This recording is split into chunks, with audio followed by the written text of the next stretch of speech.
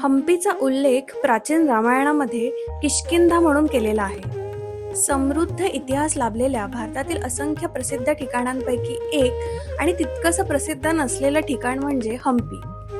वाल्मिकी रामायणामध्ये हम्पीतील अंजनीयाद्री पर्वत ही मारुतीरायाची जन्मभूमी म्हणून ओळखली जाते. हम्पीत आल्यानंतर 2 दिवसात बरीच ठिकाणं पाहता येतात, पण अजिबात चुकवू नये अशी काही ठिकाणं आम्ही तुम्हाला सांगणार आहोत. त्यामुळे हा व्हिडिओ शेवटपर्यंत नक्की पहा.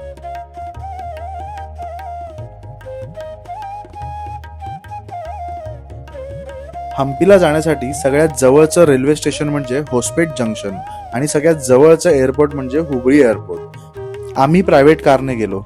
पोचता पोचता संध्याकाळचे 4 वाजले. त्यामुळे सर्वात पहिला पॉइंट जो आम्ही कव्हर केला तो म्हणजे तुंगभद्रा डॅम. अथांग पसरलेला जलाशय, त्यात दिसणारा सूर्यास्त आणि पक्ष्यांचे थवे हे दृश्य डोळ्यांचं पारणं फेडणारं होतं. रोज संध्याकाळी 7 वाजता इथे फाउंटन शो असतो, तो आपल्याला पाहता येतो. येताना तुम्ही प्रायव्हेट व्हेकलने किंवा ऑटोने येऊ शकता. इथे बऱ्यापैकी पार्किंगची सोय अवेलेबल आहे. दुसऱ्या दिवशी हम्पीमध्ये फिरण्यासाठी आम्ही एक ऑटो बुक केली.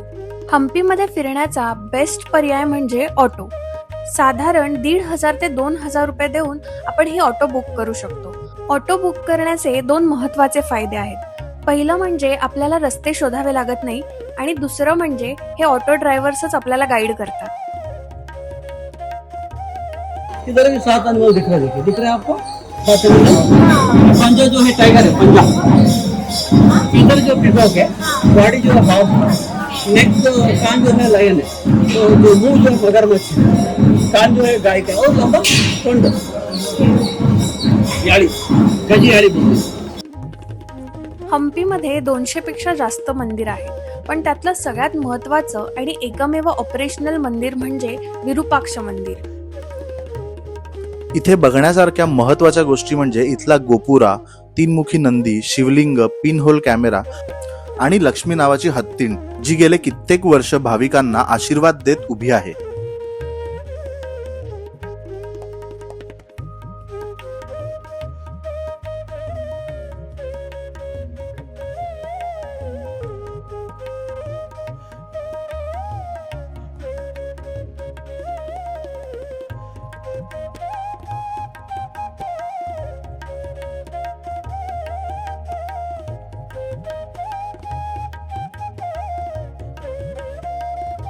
दुसरं महत्वाचं ठिकाण म्हणजे कडलेकालू आणि शश्वेकालू गणेश. दगडी कोरीवकाम केलेल्या गणपतीच्या या 2 भव्य आणि अखंड मूर्त्या आहेत, ज्यांची उंची साधारण 15 फूट आणि 8 फूट आहे.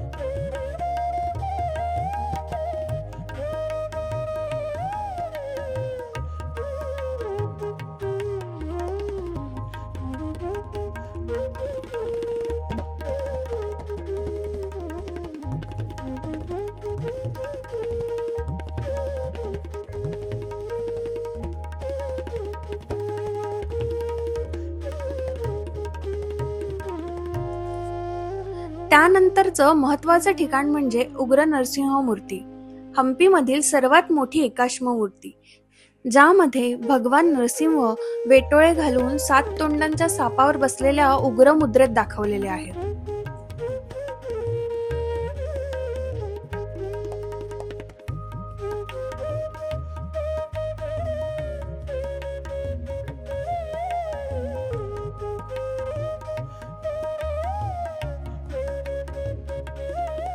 त्याच्याच शेजारी आहे बदावी लिंग मंदिर.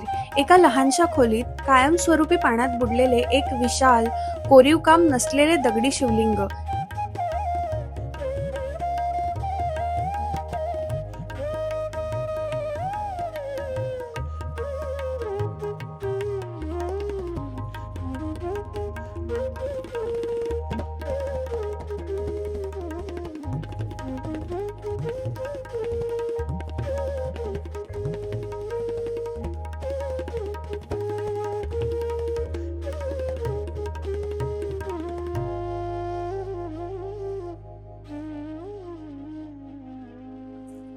त्यानंतर आपल्याला अंडरग्राऊंड शिवमंदिर पाहता येतं.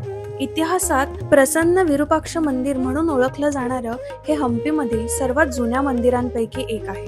14व्या शतकातील हे मंदिर जमिनीच्या पातळीपेक्षा बरंच खाली बांधलेलं आहे आणि त्याचं मुख्य गर्भगृह वर्षभर तुंगभद्रा नदीच्या पाण्यात अंशतः बुडालेलं असतं.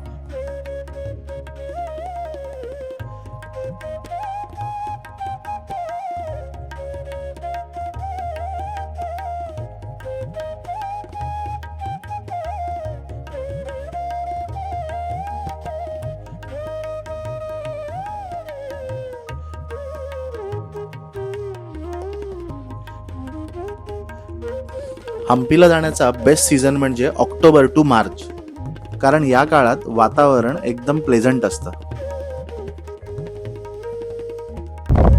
खरं तर जून महिन्यापासून ऑफ सीझन समजलं जातं आणि उन्हाळ्यात इथे प्रचंड कडक असल्यामुळे ते तापतात, त्यामुळेही फार इथे येणं प्रिफर करत नाहीत. पण पावसाळ्यात हम्पी अनुभवायचं असा डिसिजन घेतल्यानंतर आम्ही इथे पोहोचलोय आणि खरं तर इथे आल्यानंतर हे पटलंय की आम्ही अचूक डिसिजन घेतलाय. इतकं सुंदर वातावरण, पहिला पाऊस आम्ही इथे अनुभवतोय हम्पीमध्ये. सुंदर वारं आहे आणि त्याचबरोबर मोरांचे आवाज आम्हाला ऐकायला मिळतात. पुढचा स्पॉट म्हणजे हजारा राम मंदिर. हजारा म्हणजे हजार, आणि या मंदिराच्या भिंतीवर कोरलेले रामायणातील असंख्य प्रसंग पाहिले की हे नाव अगदी सार्थ वाटतं. पुढचं ठिकाण म्हणजे लोटस महल. ही वास्तू राण्यांसाठी आणि राजघराण्यातील महिलांसाठी वापरली जायची असं मानलं जातं. काही इतिहासकारांच्या मते इथे राजकीय बैठका व्हायच्या किंवा विश्रांतीसाठीही याचा उपयोग होत असे. त्याच्याच शेजारी आपल्याला पाहायला मिळतो हत्तींचा तबेला. त्या काळी विजयनगर साम्राज्याकडे शेकडो युद्ध हत्ती होते आणि दसरा मिरवणुकीत या हत्तींचा विशेष वापर केला जायचा. हा तबेला म्हणजे फक्त हत्ती ठेवण्याची जागा नव्हती, तर साम्राज्याच्या सामर्थ्याचं प्रतीक होतं. हम्पीमध्ये राहण्यासाठी 500 ते 5,000 रुपयांच्या बजेटमध्ये बरेच हॉटेल्स आणि होमस्टे अवेलेबल आहेत. आम्ही प्रिफर केलं होस्पेटमध्ये असलेलं हॉटेल मल्लिकी हम्पी. त्याची लिंक आम्ही डिस्क्रिप्शन बॉक्समध्ये दिली आहे. परदेशी पर्यटकांच्या बकेट लिस्टमध्ये असलेलं हम्पी हे नुसतं बघण्याचं नाही तर अनुभवण्याचं ठिकाण आहे. आम्ही इथे आणखी काय मजा केली हे आम्ही नेक्स्ट व्हिडिओमध्ये दाखवतोय, त्यामुळे सबस्क्राईब करायला विसरू नका.